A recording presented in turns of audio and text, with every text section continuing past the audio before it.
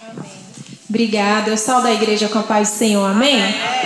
Quem está disposto a sair daqui hoje com a vida financeira transformada? Glória a Deus. Você vai sair daqui hoje realmente mudado, transformado, porque a educação financeira fez a diferença na minha vida e eu estou aqui hoje porque eu acredito que se mudou a minha vida é capaz de mudar a sua vida também. Então eu gostaria de começar, amigo do slide, você pode abrir o slide pra gente? O Glauber. Você vai ficar aí atrás com a gente? Que bom. Não, Glauber. Oi? É esse aí que está aberto mesmo.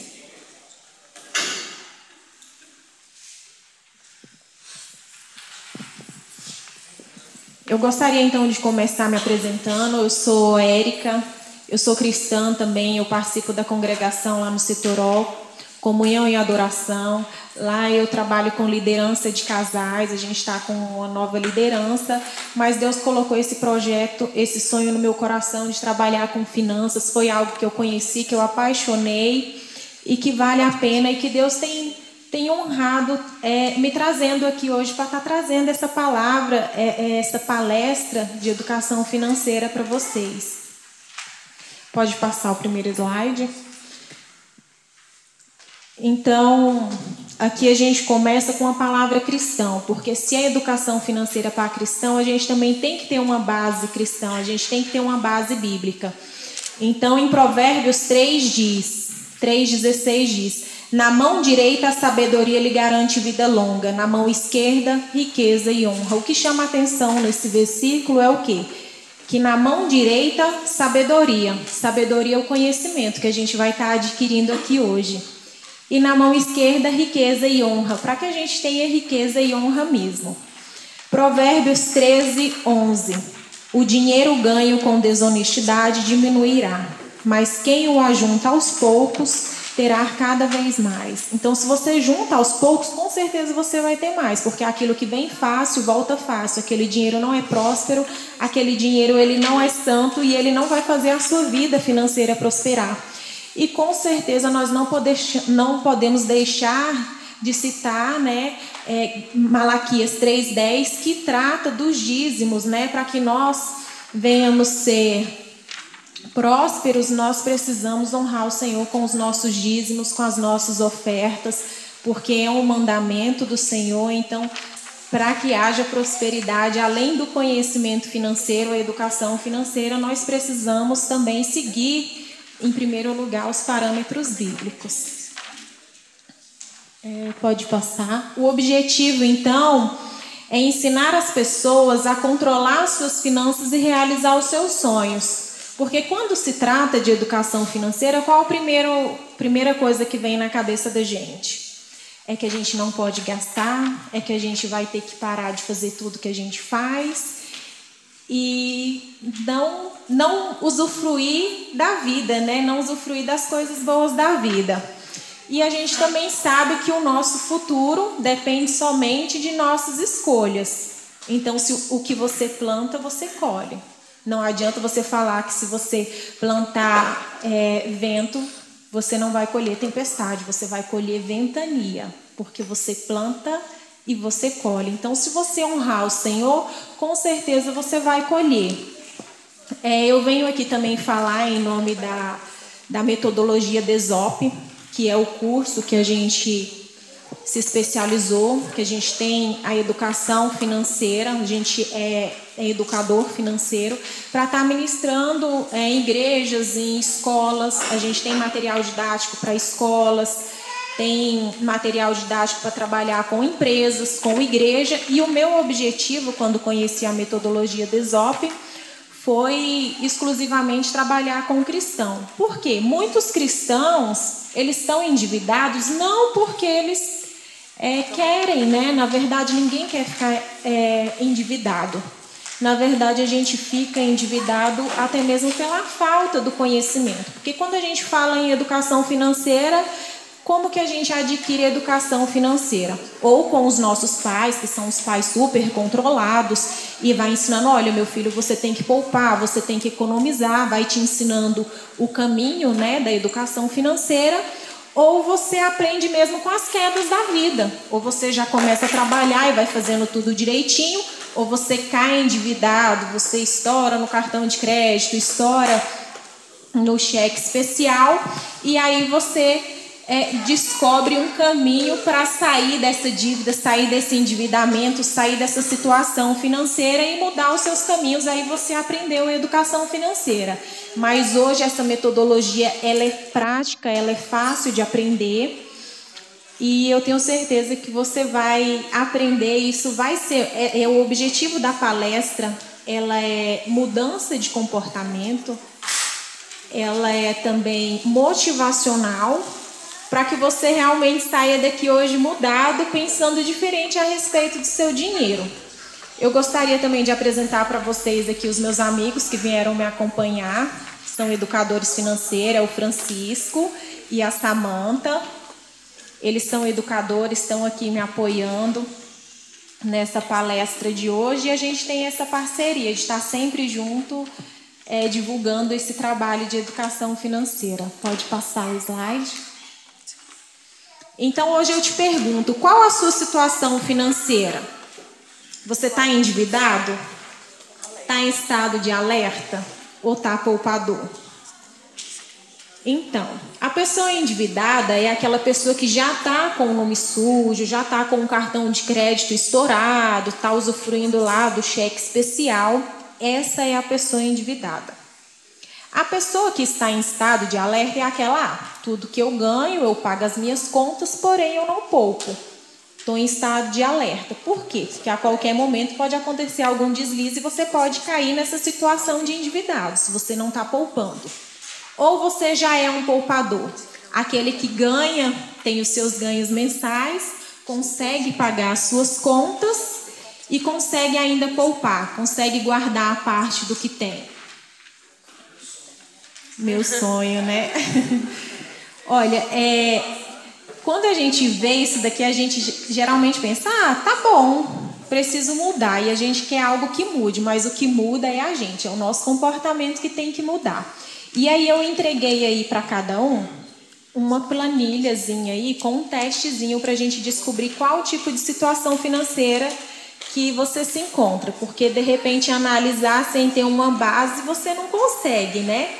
Mas vamos então para o teste?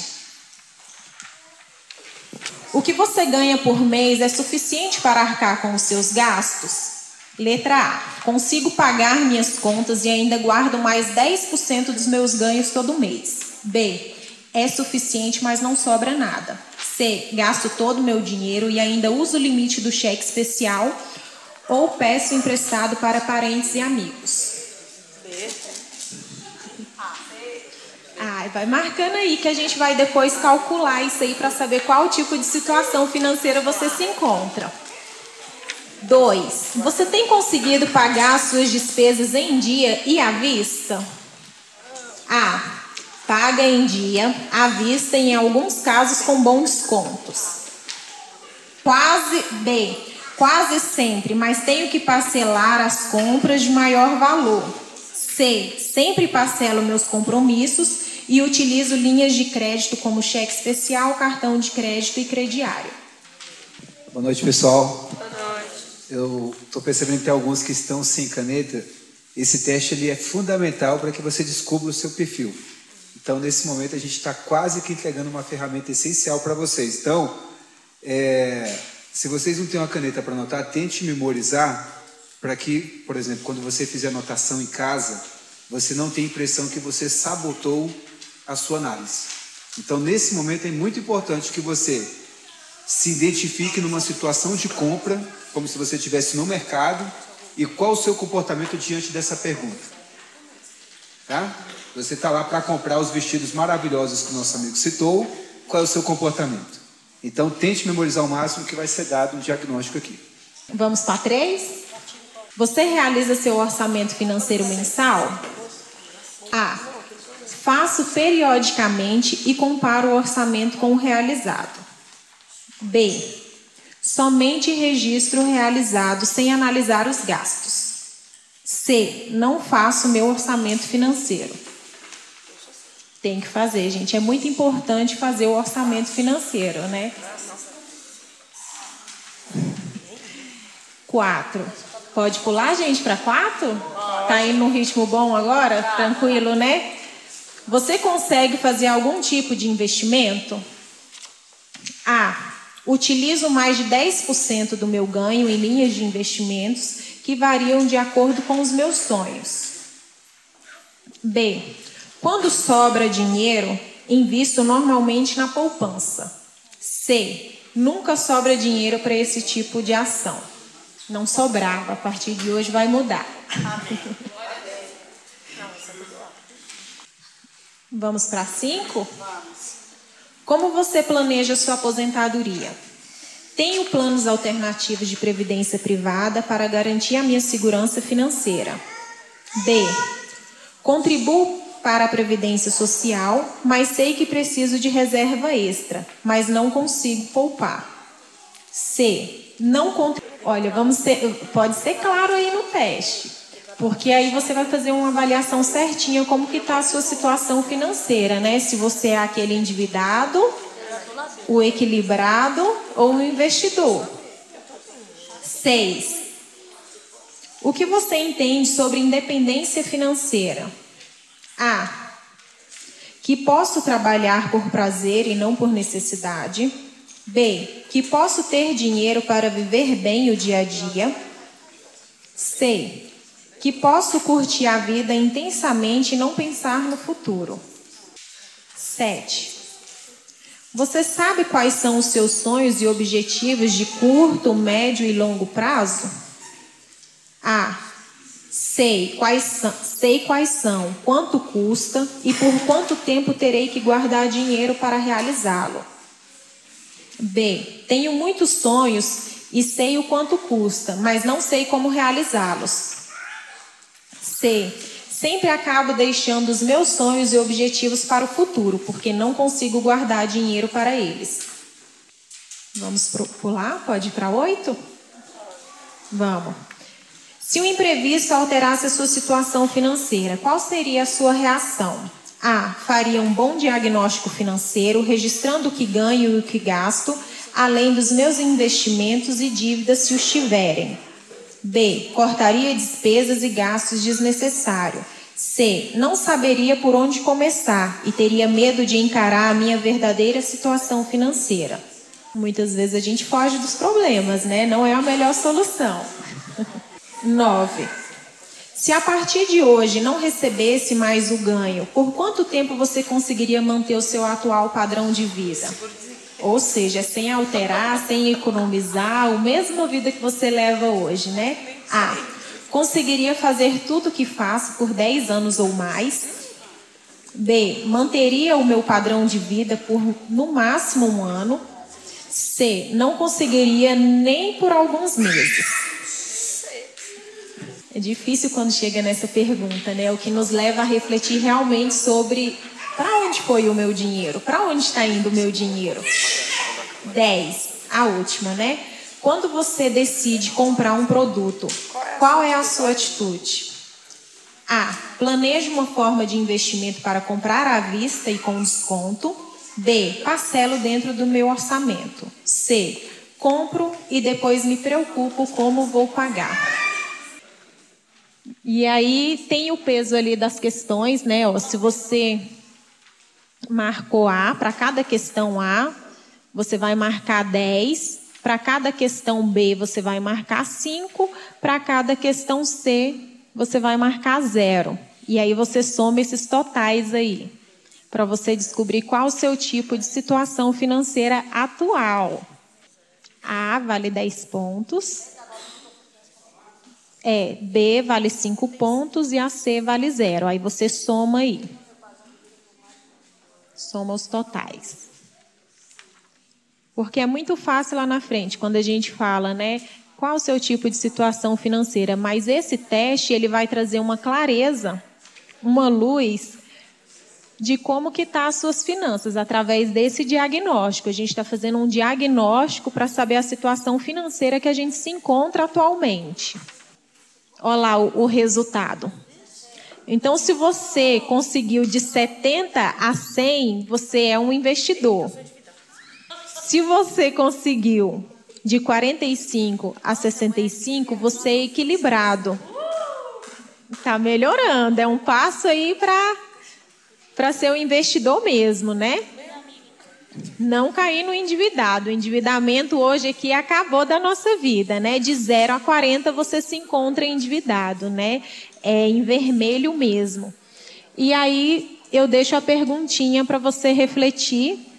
Se você não mais receber o seu ganho mensal, por quanto tempo manteria o seu atual padrão de vida? Então, por quanto tempo você manteria esse padrão de vida, né? Ah, se eu recebesse hoje as minhas contas, mais seguro-desemprego, FGTS, conseguiria manter por um ano?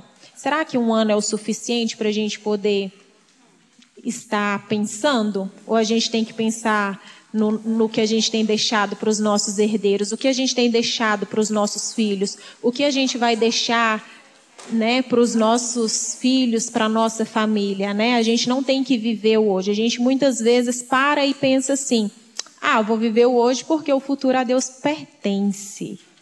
Tá, você pensa, e se eu morrer amanhã? Mas e se você viver mais uns 50 anos? 60, 70, porque hoje a média, uma expectativa de vida é de 86 anos, 90 anos, né? Tem gente aí que passa até dos 100, né? Então, você já parou para pensar, se você gastar tudo que você tem hoje, quando você chegar nos 100? Então, quais são as causas dos problemas financeiros? O analfabetismo financeiro, que é o quê? É essa falta do conhecimento financeiro que nós temos, que a gente ou aprendeu lá com os nossos pais, ou a gente aprendeu com as quedas da vida. E hoje a gente está aqui para aprender, para adquirir essa sabedoria financeira, para adquirir esse conhecimento financeiro. Nós não vamos mais ser analfabetos financeiros. E o excesso, o consumismo, o que nos leva a ficar endividado. O excesso de consumo, você compra tudo que você não precisa. Por quê? Porque está na propaganda, porque está barato, então você acaba consumindo o que não precisa. O marketing publicitário. O marketing publicitário é o que mais incentiva, fica passando toda hora na televisão. E hoje eles trabalham muito o psicológico das crianças, né? Porque a criança que fica, mamãe, eu quero. Mamãe, meu amigo tem e eu não tenho.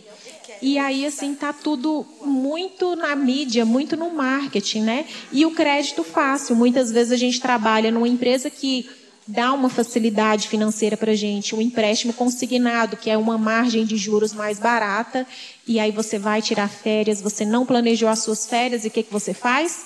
Crédito fácil. Vai no banco, pega o empréstimo e vai viajar desnecessariamente. Por quê? Por falta de planejamento. Pode passar.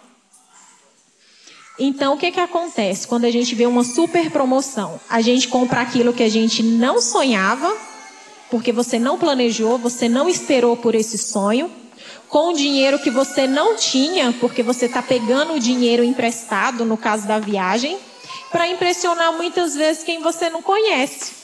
E ontem eu fiz até um comentário com a Zilene, e eu falei assim: tia Zilene, você já viu alguém pobre no Facebook? No Facebook ninguém é pobre, porque todo mundo esbanja luxo e riqueza, né? E ninguém é infeliz também, né? Mas voltando para a realidade, é o que, gente? É o excesso de consumismo, né? É o marketing, é o que? Você compra o que você não precisa com dinheiro que você não tem para impressionar quem você muitas vezes nem conhece, porque você muitas vezes paga um preço alto de quê? Para estar no meio de um grupo de amigos, estar no meio de uma sociedade que muitas vezes nem merece isso, né? E você que paga alto por esse preço, né? Vem as dívidas. E aí nós temos dois tipos de dívidas. Dívidas de valor e dívidas sem valor. Essas dívidas de valor, o que a gente coloca? É o sonho da casa própria, o carro ou muitas vezes a troca do carro. Por quê? Porque quando a gente sonha com a casa, há um investimento alto. passa a ser tanto um investimento como passa a ser uma dívida também, porque o imóvel valoriza. O caso do carro, não.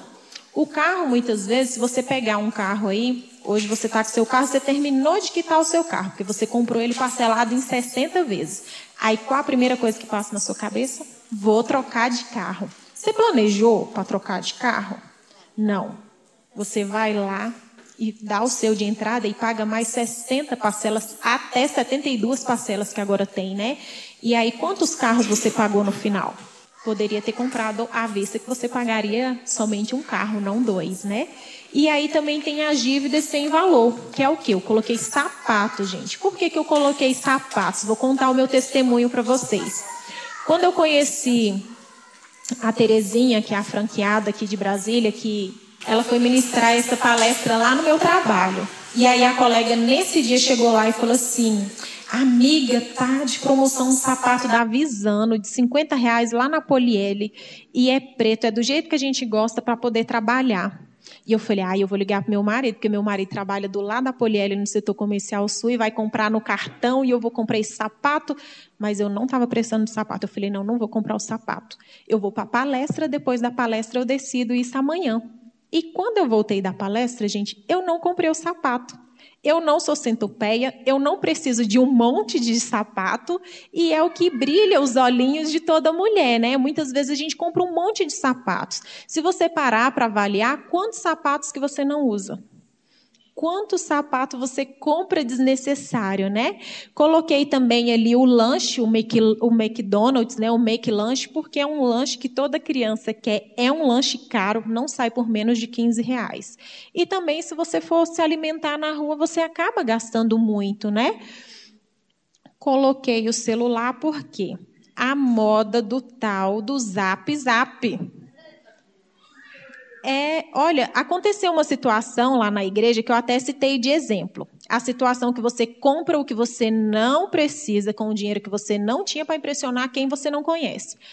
Meu amigo lá da igreja comprou o celular porque queria estar incluso no meio da mídia, das redes sociais, Twitter, Facebook, WhatsApp, e ele comprou o celular R$ 700 parcelado em 10 vezes.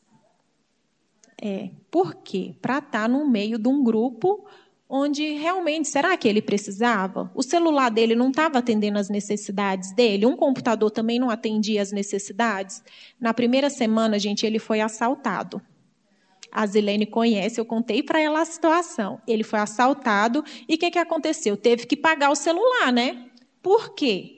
Porque não planejou para comprar à vista. Então, muitas vezes, a gente deixa ser levado, influenciado a alguns tipos de situação.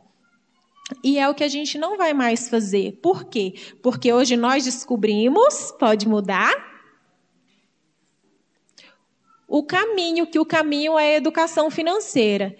Eu tenho certeza que o Senhor te escolheu para estar aqui nessa noite. Eu tenho certeza que essa conferência, esse trabalho de finanças nesse mês, nessa congregação, não é em vão.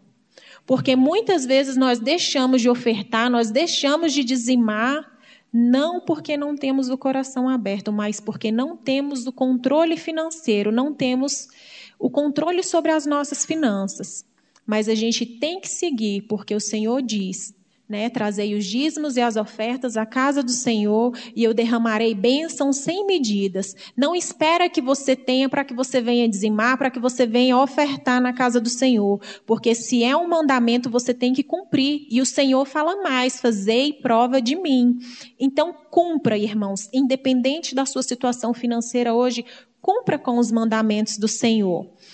E muitas vezes a gente fala o quê? Dinheiro não traz a felicidade, né? Quantas vezes a gente fala isso? A falta do dinheiro, ela nos deixa estressado. Nossa, eu tenho que pagar essa conta e agora eu não tenho dinheiro, e aí o banco não para de me ligar, e a vizinha não para de tocar, e está ligando lá para a vizinha está me ligando, e aí o que acontece? A gente fica estressado, e aí a gente não dorme direito, e aí a gente começa a descontar em quem? No nosso companheiro, na nossa companheira, nos nossos filhos.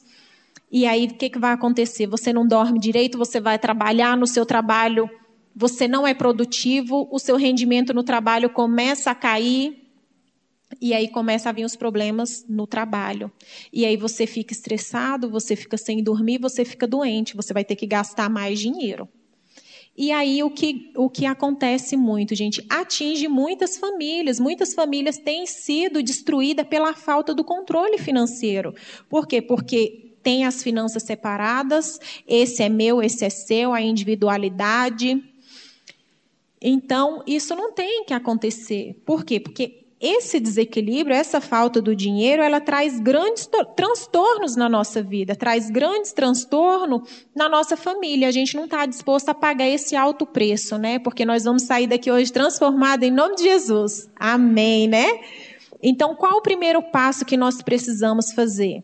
Diagnosticar. Então, eu não vou trazer aqui nenhuma fórmula mágica para você ficar milionário de um dia para o outro. Você vai precisar primeiro controlar as suas finanças. O primeiro passo nós já fizemos, que foi diagnosticar, saber qual o seu tipo de situação financeira, né? E agora nós vamos aprender a diagnosticar. Você fala assim, mas eu anoto todas as minhas contas. Mas será que você tem anotado de maneira correta? Eu sou da área contábil, e o diagnóstico a gente ensina a fazer como nós fazemos na contabilidade.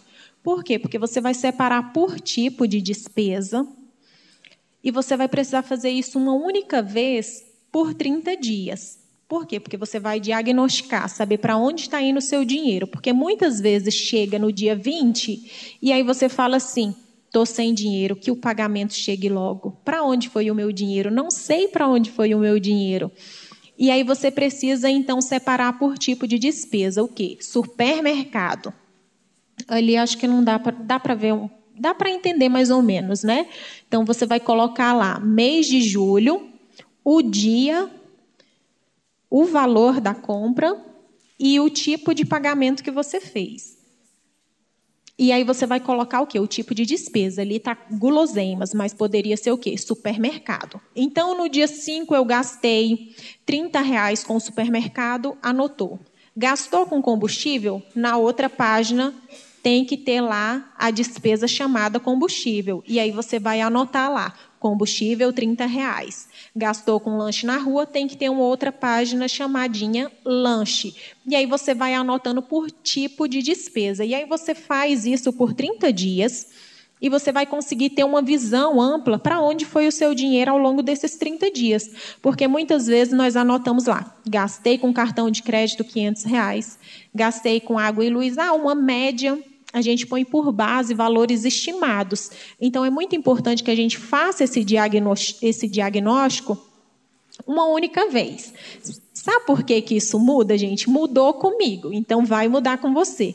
Quando você for gastar, você já vai pensar, vou gastar, vou ter que anotar. Então, você já vai pensar, é necessário ou é fútil? Será que realmente eu preciso gastar isso? Então, você já vai pensar 2 vezes antes de gastar e você já vai começar a ver os seus hábitos a mudarem. Porque não basta você chegar aqui com uma planilha mágica cheia de fórmulas, cheia de cálculos. Não, você precisa apenas separar por tipo de despesa, anotar o dia, o valor e a forma que você pagou. No final do mês, você vai apurar tudo. Poxa, eu gastei com lanche R$50. Se eu tivesse feito a minha lancheira todos os dias ao sair de casa, feito a compra das frutas, feito a compra do lanche e levado todos os dias, né? E aí, depois que você fizer toda essa anotação por 30 dias, você vai conseguir ter um resultado. Você vai pode passar, você vai conseguir analisar as informações que você anotou, né? Quanto que você gastou em cada tipo de coisa, quanto que você gastou num total com supermercado, quanto que você gastou num total com combustível, com passagem de ônibus, com o lanche, e você vai poder o quê? Formular hipóteses. O que seria formular essas hipóteses? Poxa, se eu estou gastando muito com lanche na rua, estou gastando muito com lanche lá no shopping, que é muito caro, o que eu vou fazer? Vou fazer a minha cestinha de lanche. Eu saio de casa todo dia com a minha cestinha, com a minha lancheirinha, eu e o meu marido. Meu marido chegou, gente, está ali. Dá um oi. Então, a gente sai de casa com essa cestinha. Por quê? Porque é muito caro lanchar na rua. A gente vai ver aqui no decorrer para onde vai o nosso dinheiro ao longo da vida, né? E você precisa também diagnosticar, levantar essas informações e descobrir qual é o problema, qual é o devorador que está levando o seu dinheiro. Com esse diagnóstico, você consegue ver isso. E você também vai conseguir implementar as ações necessárias, né? Que são mudar o lanche. Por exemplo, na minha casa a gente mudou do pão francês para o pão de forma, porque o pão de forma ele vem mais, ele é mais econômico e dá para você lanchar a semana inteira. De repente você pensa assim, mas isso aí é bobeira. Não, não é, gente. Você vai no supermercado, você compra lá R$2, dá 4 pães. Esses 4 pães, muitas vezes você não come. E se você não come, fica lá, fica velho, fica murcho. Se você não fizer uma torradinha, para onde ele vai? Para o lixo. E o que é isso, gente? É dinheiro indo para o lixo. Então, a gente precisa implementar essas ações para mudar os nossos comportamentos com relação ao dinheiro.